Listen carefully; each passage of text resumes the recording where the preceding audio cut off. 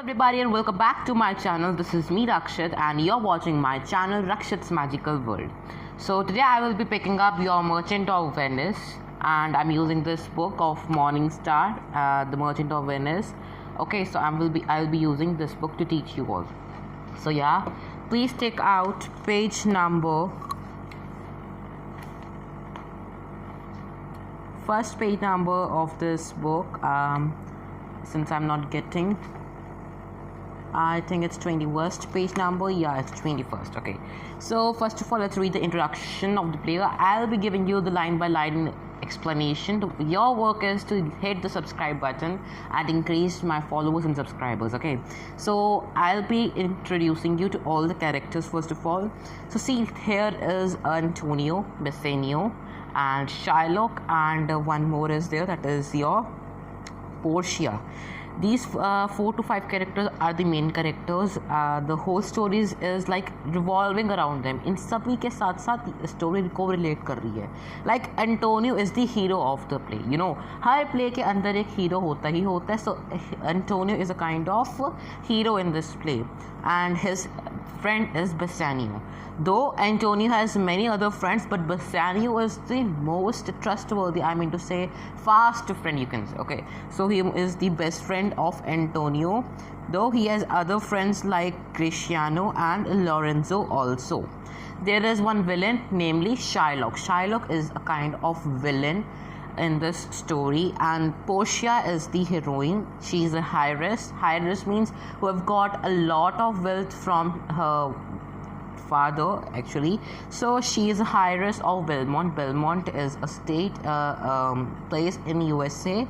So she is an heiress of Belmont, and she is the heroine of play, and she likes Bassanio, and Bassanio is also in love with Portia.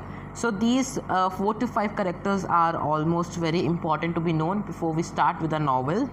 The next other characters will be introduced to you in the next following scenes. So I'll be giving you now the line by line explanation in Hindi and English both. Act 1 and Scene 1. The opening scene gives the exposition to the situation on which the story is based. We are introduced to Antonio, the merchant, who gives the title to the drama. Interest is heightened by showing him in a melancholic mood. Salerino and Selenio, his friends, give various reasons for his sadness and try to bring him out of it. Bassanio, the closest friend of Antonio, asks for a loan from him in order to present himself as an eligible suitor to Portia, a rich heiress of Belmont. Antonio's ship are still at sea. He has no ready cash with him, but he authorizes Bassanio to use his good name for credit and get a loan from money lenders.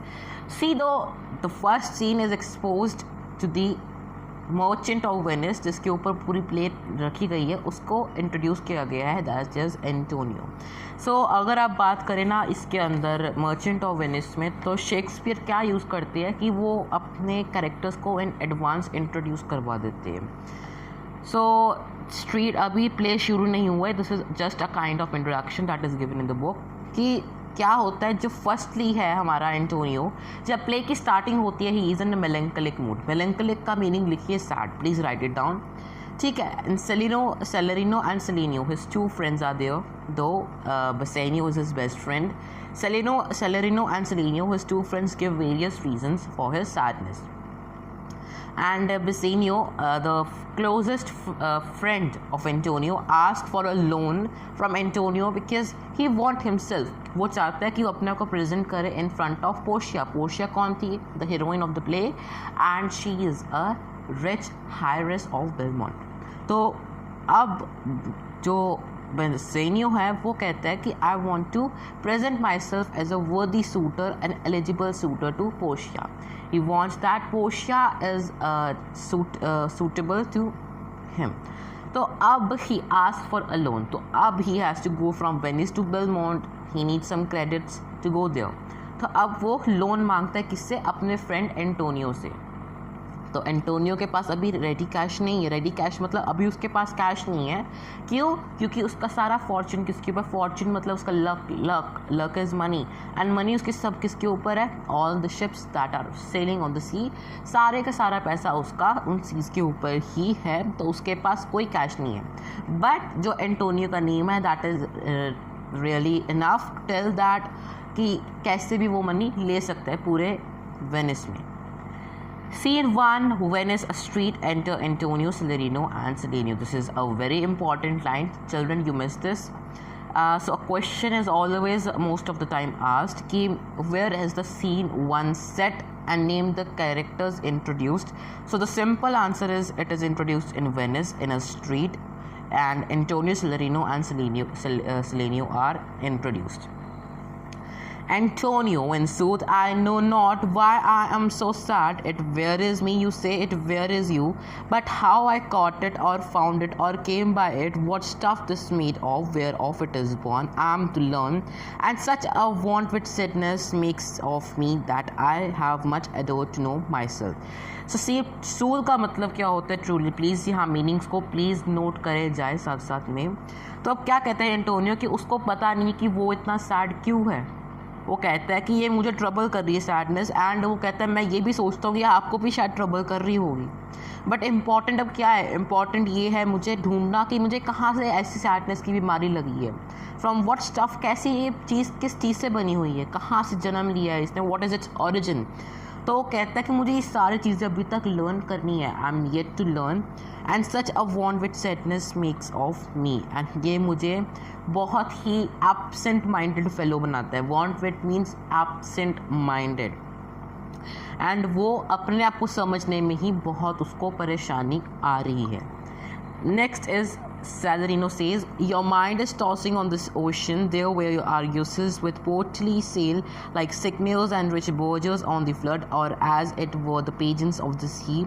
Do overpeer the petty traffickers that courtesy to them do the reverence as they fly by them with their woven wings. Okay, so अब यहाँ पे Salarino, ये बहुत important speech है. Salarino एक reason देता है अब एंटोनियो को उसकी सैडनेस का, कि जो Salarino है वो कहता है कि तेरा जो सारा मन है ना सी के ऊपर. अब सी के ऊपर उसका क्यों मन है, क्योंकि उसका सारा फॉर्चून सी के ऊपर, उसका सारा बिजनेस ही सी रूट्स के ऊपर है. जहाँ पे तेरे argosies are the ships with cargo that move on ocean like lords and wealthy citizens. Like signiors are the noble man and the posers. अब तेरी जो शिप्स है वो बहुत बड़ी है, एक वेल्दी सिटीजन की तरह ओशन के ऊपर सेल करती है.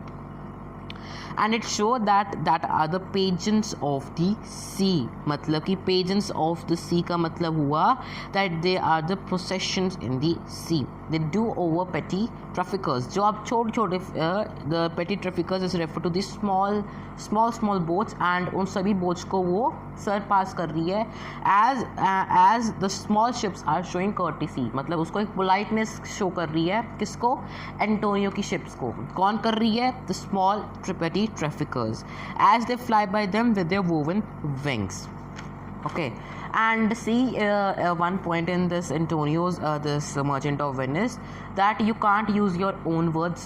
जो भी merchant of Venice में जो कीवर्ड है आपको वो ही लिखना है, because keywords contain marks. And अगर आप कोई और चीज़ लिखते हैं अपने पेपर के अंदर, you want get any mark. कोई मार्क नहीं मिलने वाला. So yeah, please try to understand meanings and please note it down side by side only.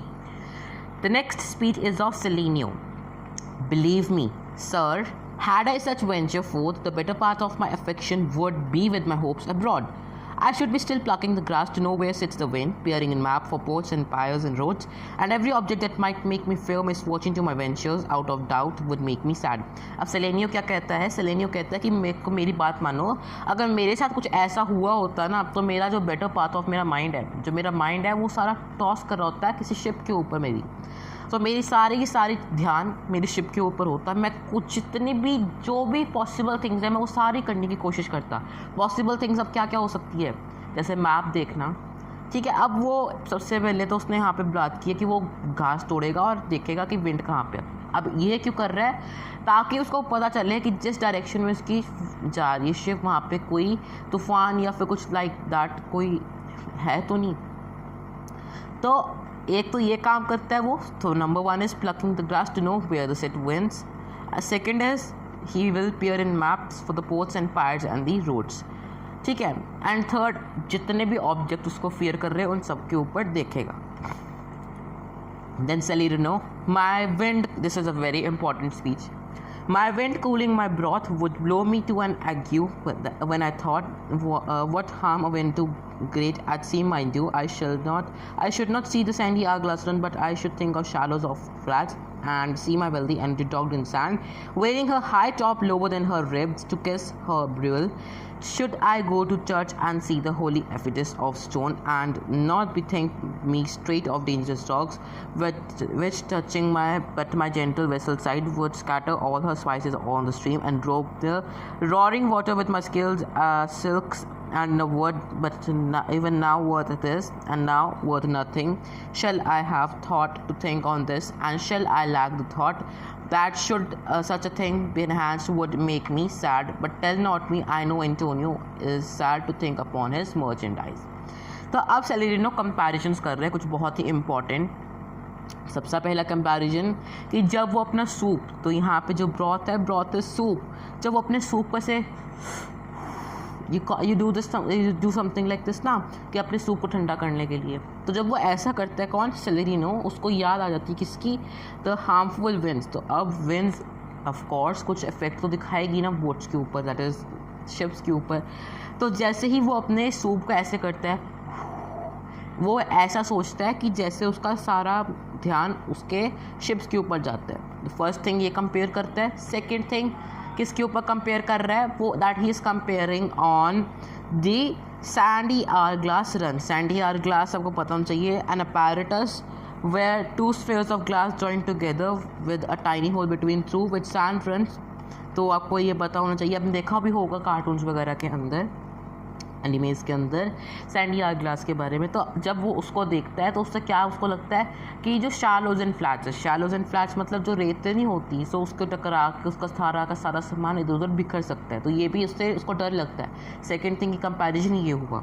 अब थर्ड क्या है, and see my wealthy auntie dogged in sand wailing her high top lower than her ribs। तो अब जब वो कुछ इस तरह से, जो उसकी शिप है वो ऐसे अगर फ्लैट पे जाएगी तो उसका कुछ मास इस तरह होएगा, जस्ट लाइक ये शीज और किसिंग द ब्रिल।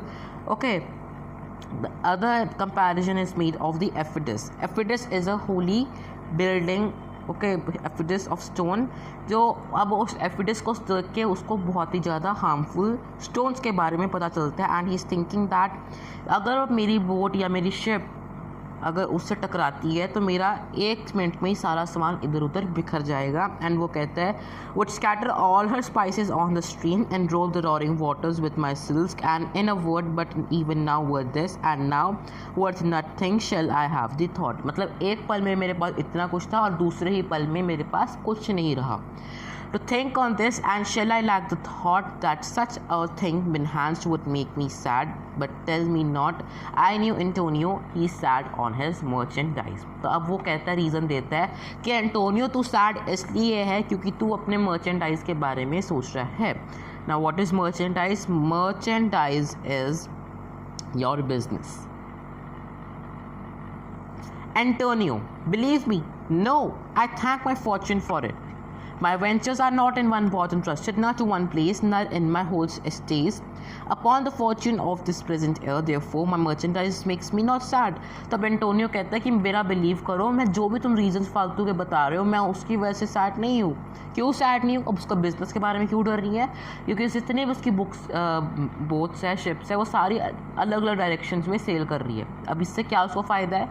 या अगर एक जगह पे तूफान आता है, he will be safer side with other boats, and अगर दो भी आ जाती तो फिर भी उसके पास सेवर साइड्स तो है ही है। तो वो कहता है कि I am in the better part, so मुझे कोई डर नहीं है। तो ये कोई रीज़न नहीं हुआ मेरी सैडनेस का। Salerino, why? Then you are in love.